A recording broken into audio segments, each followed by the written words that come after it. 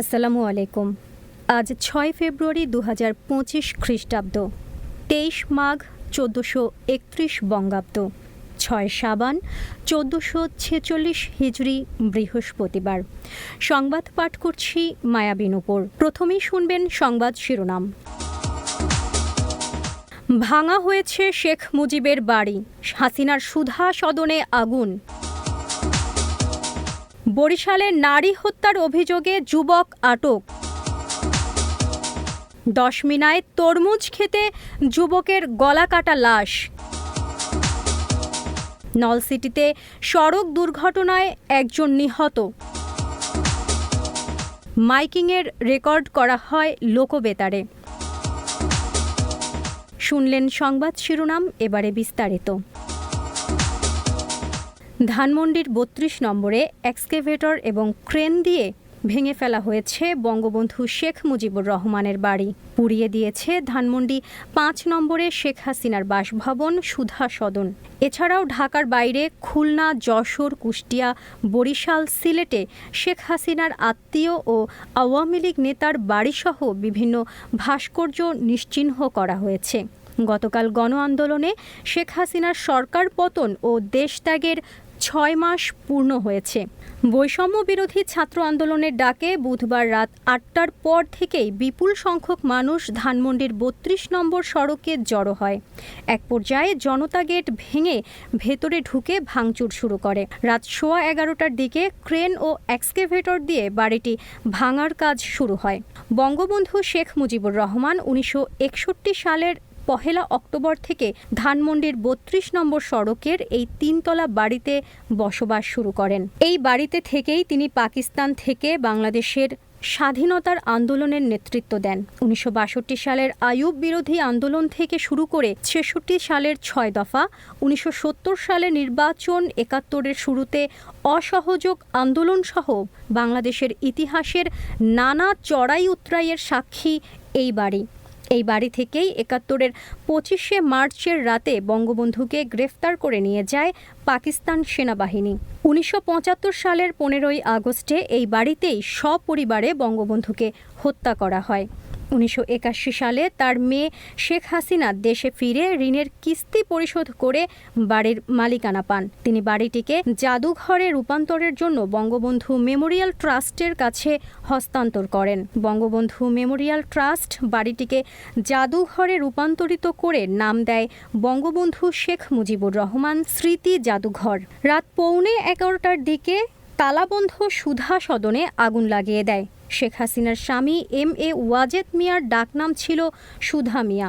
তার নামেই এই বাড়ির নামকরণ। সুধা সদনে থাকতেন শেখ হাসিনা। ২০০৮ সালে নির্বাচনে জয়ী হয়ে প্রধানমন্ত্রী হওয়ার পর রাষ্ট্রীয় বাসভবনে থেকেছেন। বরিশালে সাবেক মন্ত্রী আমির হোসেন আমুর বাড়ি বুলডুজার দিয়ে ভেঙে দিয়েছে শিক্ষার্থীরা। তার আগে নগরীর কালীবাড়ি রোডে সাবেক চিফ হুইপ আবুল হাসনাত আবদুল্লার বাড়ি গুঁড়িয়ে দেওয়া হয়। ভোলায় তোফায়েল আহমেদের বাসায় ভাঙচুর ও অগ্নিসংযোগ করেছে বিক্ষুব্ধ জনতা। বুধবার রাত ১:১টার দিকে ভোলা শহরের গাজীপুর রোডস্থ প্রিয় কুঠির নামের বাসভবনে এ ভাঙচুর ও অগ্নিসংযোগ করা হয়। খুলনায় বুলডোজার দিয়ে গুঁড়িয়ে দেওয়া হয়েছে শেখ হাসিনার চাচার বাড়ি। এই বাড়িতে শেখ হাসিনার চাচাতো ভাই সাবেক সংসদ সদস্য শেখ হেলাল উদ্দিন, শেখ সোহেল উদ্দিন সহ আরও কয়েক ভাই থাকতেন। নোয়াখালীর কোম্পানীগঞ্জ উপজেলায় আওয়ামী লীগের সাধারণ সম্পাদক ও সাবেক সড়ক পরিবহন ও সেতুমন্ত্রী ওবায়দুল কাদেরের গ্রামের বাড়িতে হামলা, ভাঙচুর ও অগ্নিসংযোগ করেছে ছাত্র জনতা। আজ দুপুর ১টায় কোম্পানীগঞ্জ উপজেলার বসুরহাট পৌরসভার ১ নং ওয়ার্ডের বড়রাজাপুর গ্রামে ছাত্র জনতা এ ভাঙচুর ও অগ্নিসংযোগ করেছেন। সুদের টাকা নিয়ে দ্বন্দ্বে এক নারীকে হত্যার ঘটনায় ফিরোজ হাওলাদার নামে এক যুবককে গ্রেফতার করা হয়েছে। গতকাল তাকে গ্রেফতার করা হয়। মঙ্গলবার সকালে বরিশালের চরকাউয়া খানবাড়ির পিছনের খাল থেকে ৩ সন্তানের জননী হাসিনা বেগমের লাশ উদ্ধার করেছে পুলিশ। তিনি চরকাউয়া গ্রামের বাসিন্দা ও চরকাউয়া মাঝি মাল্লা সমিতির সাবেক সভাপতি ওমর ফারুকের স্ত্রী। ফিরোজের কাছ থেকে ওই নারীর ব্যবহৃত একটি মোবাইল ফোন, 2টি স্বর্ণের চেইন, দুটি আংটি, একজোড়া কানের দুল এবং হাতের বালা উদ্ধার করা হয়। পুলিশের কাছে তাকে হত্যার কথা স্বীকার করেছে ফিরোজ। পটুয়াখালীর দশমিনায় একটি তরমুজ ক্ষেতের ঘর থেকে অজ্ঞাত এক যুবকের গলাকাটা লাশ উদ্ধার করেছে পুলিশ। গতকাল দুপুরে আলীপুরা ইউনিয়নের রোহিতপুরা গ্রামের রাহাত হাওলাদারের তরমুজের ক্ষেত থেকে লাশটি উদ্ধার করা হয়। ক্ষেতের পাশেই একটি অটোরিকশা পড়ে আছে। ঝালকাঠির নলসিটিতে ট্রাক সিএনজির মুখোমুখি সংঘর্ষে সেনাবাহিনীর বেসামরিক এক কর্মচারী নিহত হয়েছেন। এ ঘটনায় আহত হয়েছেন আরেক কর্মচারী ও সিএনজি চালক। আজ সকাল 6টার দিকে দপদপিয়া ইউনিয়নের বরিশাল পটুয়াখালী মহাসড়কের কাঠের ঘর এলাকায় এ দুর্ঘটনা ঘটেছে। নিহত ব্যক্তির নাম বাকিয়ার মোল্লা। তিনি বরিশাল সিএমএইচের বেসামরিক পরিচ্ছন্নতা কর্মী ছিলেন। সিএনজিতে করে সবজি নিয়ে বরিশাল থেকে লেবুখালী যাওয়ার পথে ট্রাকের সঙ্গে মুখোমুখি সংঘর্ষ হয়। মাইকিংয়ের রেকর্ড করা হয় লোকবেতারে। সুমধুর ও সুস্পষ্ট কণ্ঠে মাইকিংয়ের জন্য লোকবেতারের বিকল্প নেই। লোকবেতারের সাউন্ড প্রুফ স্টুডিওতে করা হচ্ছে গান ও নাটকের রেকর্ড। সেই সাথে লোকবেতারে নামমাত্র টাকায় প্রচার করা হচ্ছে বিজ্ঞাপন। 15 সেকেন্ডের বিজ্ঞাপন প্রচারিত হচ্ছে মাত্র 500 টাকায়। 30 সেকেন্ডের বিজ্ঞাপন 1000 টাকা, 45 সেকেন্ডের বিজ্ঞাপন 1500 টাকা আর 1 মিনিটের বিজ্ঞাপন প্রচার করা হয় মাত্র 2000 টাকায়।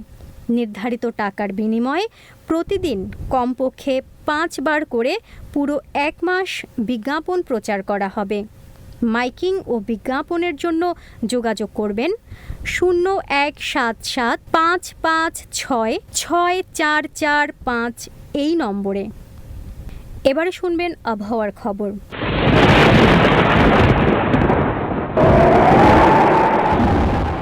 উপমহাদেশীয় উচ্চচাপ বলয়ের বর্ধিতাংশ পশ্চিমবঙ্গ ও তৎসংলগ্ন এলাকা পর্যন্ত বিস্তৃত রয়েছে।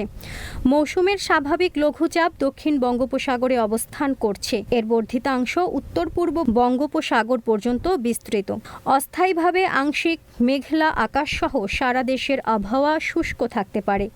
মধ্যরাত থেকে সকাল পর্যন্ত দেশের উত্তরাঞ্চলে মাঝারি থেকে ঘন কুয়াশা এবং দেশের অন্যত্র হালকা থেকে মাঝারি ধরনের কুয়াশা পড়তে পারে। সারা দেশে রাত ও দিনের তাপমাত্রা একরকমেরই থাকতে পারে।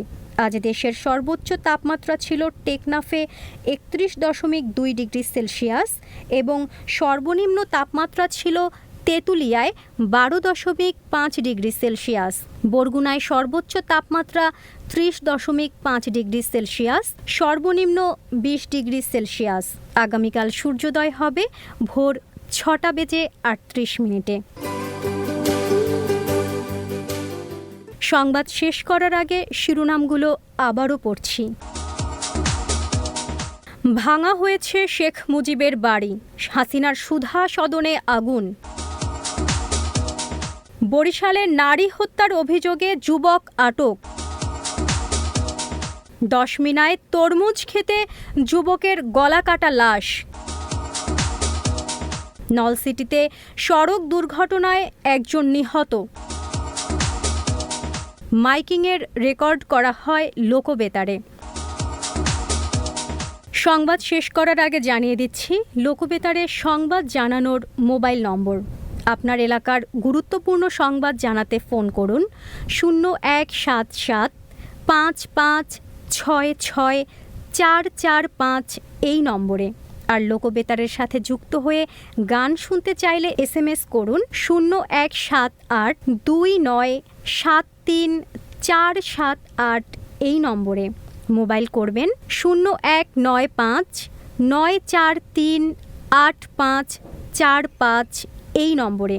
বিশ্বের সব জায়গা থেকেই শুনতে পারবেন লোকবেতার।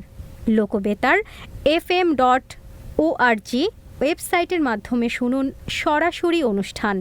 সংবাদ পাঠ এখানেই শেষ করছি।